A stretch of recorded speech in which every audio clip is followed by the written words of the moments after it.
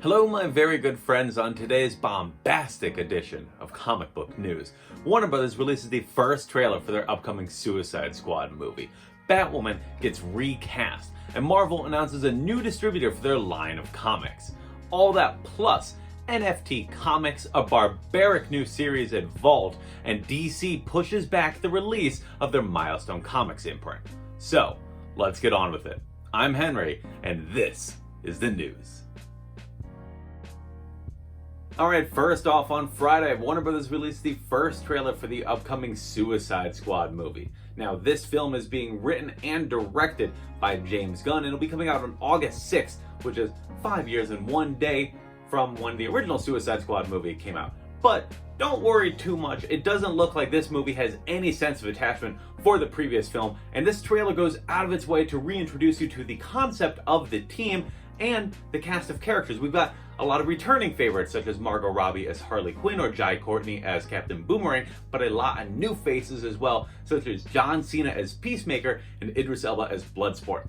I am so insanely excited for this movie. I cannot wait. This looks like everything I could want from a Suicide Squad movie because James Gunn has done a great job, not just with Guardians of the Galaxy, but with his previous works, just telling eclectic and unique stories that nobody else in film really tackles just the same way that he does. So with Suicide Squad, he's kind of been given full control, and we're going to see a lot of these characters die. And this trailer already shows that we're going to be seeing a lot of blood. We see King Shark, who, by the way, is being played by Sylvester Stallone, ripping people apart. And we see blood, and we see guts, and we hear lots of cursing. We hear John Cena talking about consuming things that he probably shouldn't be eating in mass quantities, and this movie looks like it's going to be a lot of fun. I also really love that the trailer actually showed us John Ostrander, who was the writer for the Suicide Squad during the 80s, who basically came up with a modern template for the team. So I appreciate that Warner Bros. And DC paid tribute to him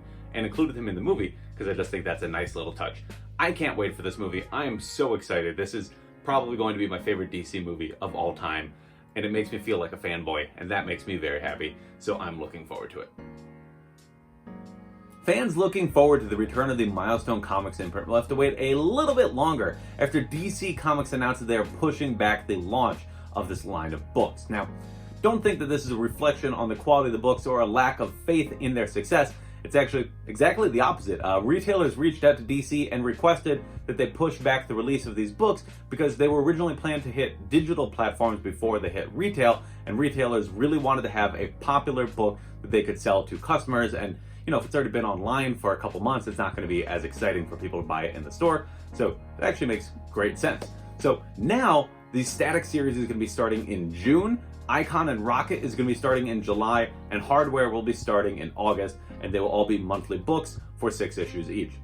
I am very excited. I think it's very cool that DC listened to retailers, and I think it's also a smart decision because DC's been doing so many digital first books that you kind of gotta take retailers into consideration. As a former retailer myself, I completely understand that perspective, and I think that this is going to be a very successful line of books, so I am very excited no matter how long I have to wait. Warner Bros. Is fleshing out the magical side of the DC universe, adding actors Helen Mirren and Pierce Brosnan in the roles of Hespera and Dr. Fate for the DCEU. Now, Helen Mirren will be appearing in Shazam, Fury of the Gods, while Pierce Brosnan will be popping up in Black Adam, fighting alongside the JSA. I am very excited for both of these castings because Helen Mirren and Pierce Brosnan are great actors who are well respected and have a great track record. I mean, Helen Mirren has literally won Academy Awards, and Pierce Brosnan is James Bond. So the idea of James Bond with magic powers, flying around in a giant gold helmet makes me happy. Is it silly? Of course it's silly, but that's the beauty of these magical characters.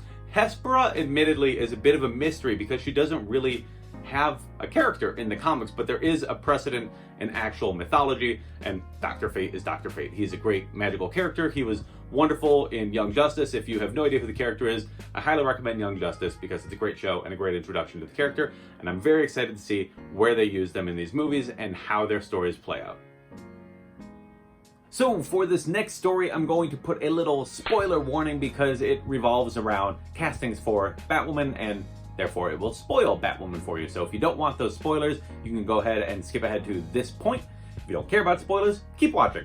So, actor Peter Outerbridge is joining the cast of Batwoman in the role of Black Mask. Now, last year, Ewan McGregor played Black Mask in the Birds of Prey movie, so if you saw that movie, you have an idea who the Black Mask is. If you didn't see that movie, he's a mobster. He's a very, very mean mobster who wears a black skull mask, and he's very scary. So it's pretty cool to see that he's going to be fighting against Batwoman. I think he is one of the most underrated characters that Batman fights against, and maybe that's changing now because of the movies, so that's pretty cool.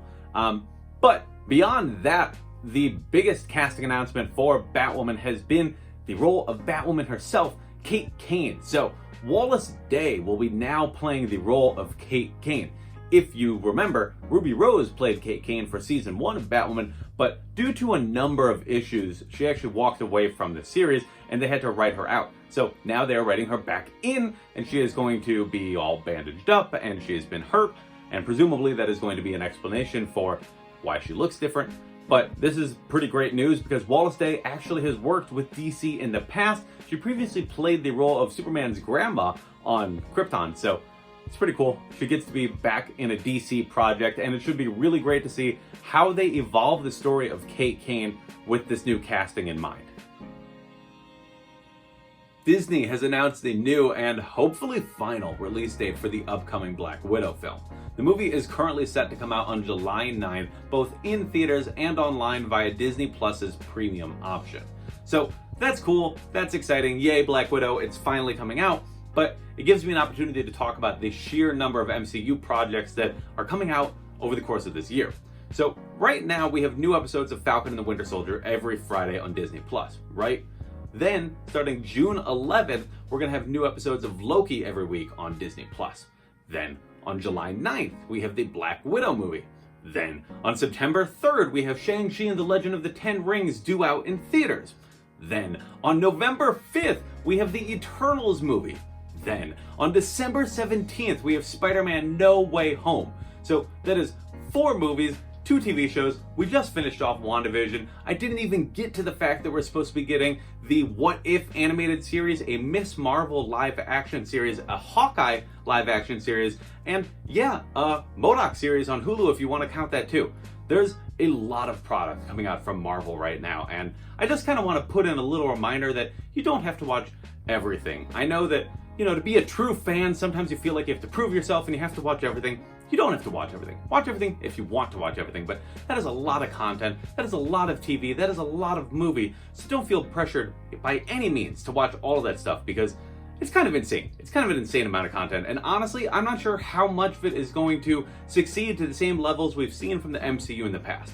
I'm very curious, I'm very interested, and I am very excited for the Black Widow movie, but I don't know what this is going to mean for the MCU moving forward, and I'm curious to see how they space out their projects once we get past all of the ramifications of COVID-19. Ahoy Comics have announced a new comic book series called Blacksmith. Now, this new series is about a private investigator who just so happens to be a werewolf. But when the case of a lifetime falls into her lap, she's going to get wrapped up in a mystery that's going to take more than silver bullets to solve. The book is due out in July and it'll be written by Eric Pilecki with art by Wendell Cavalcanti.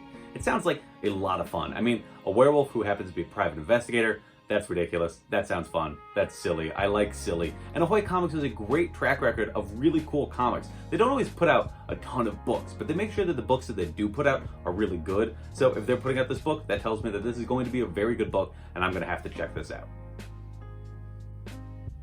Netflix has acquired the film and anime adaptation rights for the Boom Studios comic book series BRZRKR. Now, this book just started a couple weeks ago and is written by Matt Kindt with art by Ron Garney and was overseen in its development by Keanu Reeves. So I'm 0% surprised that it is being adapted because that was always what was going to happen with this, right? I mean, why else would Keanu Reeves make the character look exactly like it? So I'm 0% surprised that this is getting adapted. Yay for Netflix. Yay for the people involved. I hope it does well for you. Yeah. In more Matt Kindt related news, the writer-artist has announced that he'll be doing a sequel to his acclaimed series Mind MGMT, or Mind Management. Now, that book was originally published by Dark Horse, but this new sequel is in fact going to be released as a one-of-a-kind NFT. So, if you don't know what an NFT is, You should Google it because I'm not going to be able to thoroughly explain it, but it's basically a one-of-a-kind image that nobody else can own except for the one single person who owns it. So he's going to be putting up an auction that one single person will get to own and read this comic, and nobody else on the planet gets to. It is something that got a lot of hostile responses online. NFTs have been very controversial lately, so I'm not entirely surprised to see more artists coming out and saying that they're going to be releasing them. I've seen it from a couple other artists as well, but I'm also not surprised to see a lot of people very angry about them because they're horrible for the environment. So we'll see where this goes. We'll see when it's released, how much it sells for, and if Matt Kindt is bold enough to do it again. Actor Thomas Jane, perhaps best known for his role as the Punisher in the 2004 film, has announced that he'll be doing a new comic book series with Aftershock Comics called Lycan. Now, this new book will be written by Mike Carey along with screenwriter David James Kelly, who was behind Logan. This new book focuses on a bunch of big game hunters in the late 18th century who travel to a small British island to fight against a giant beast that is killing all the inhabitants there.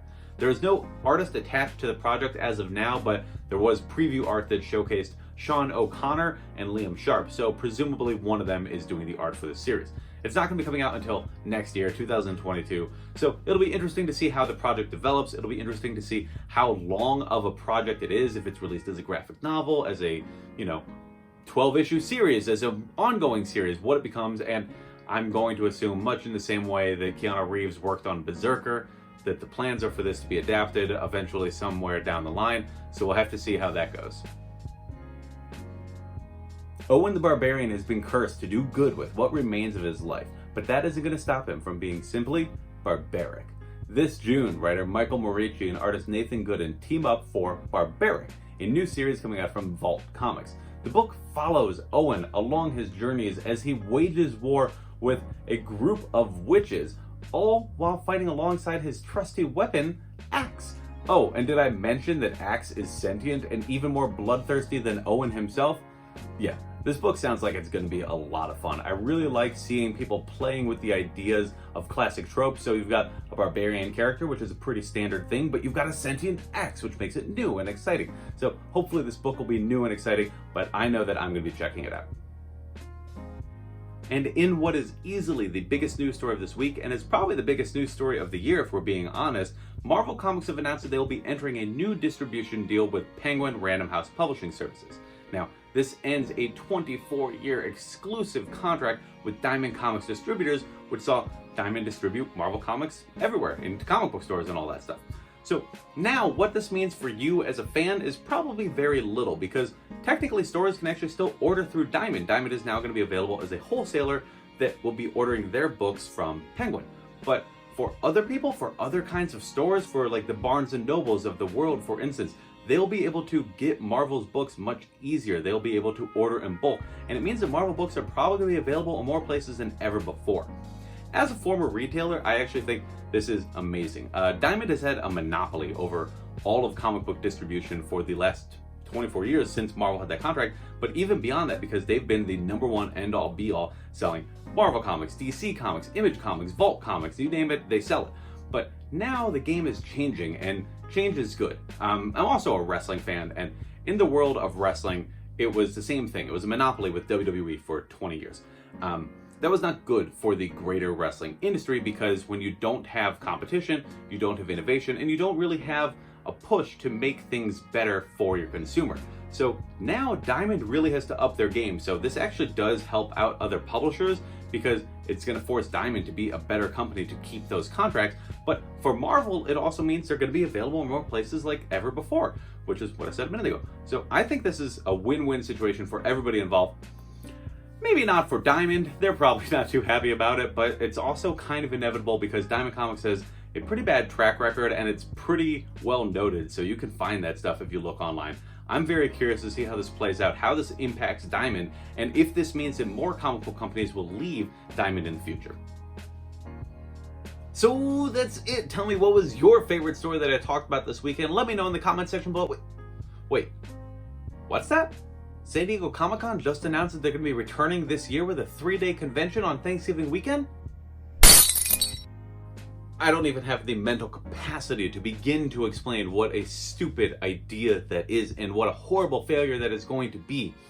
But that'll wait until another day. So while you are here, can you please like this video and share it with your friends so they too can enjoy the goodness of comic book news.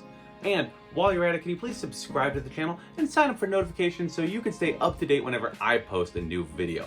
And if you are so interested, you can follow me across social media at @AWhiteGewan, where I continue to talk about comic books or movies or wrestling or toys or cats or whatever, I don't know. But if nothing else, I will always be here talking about comic book news every Monday, and I'll see you soon.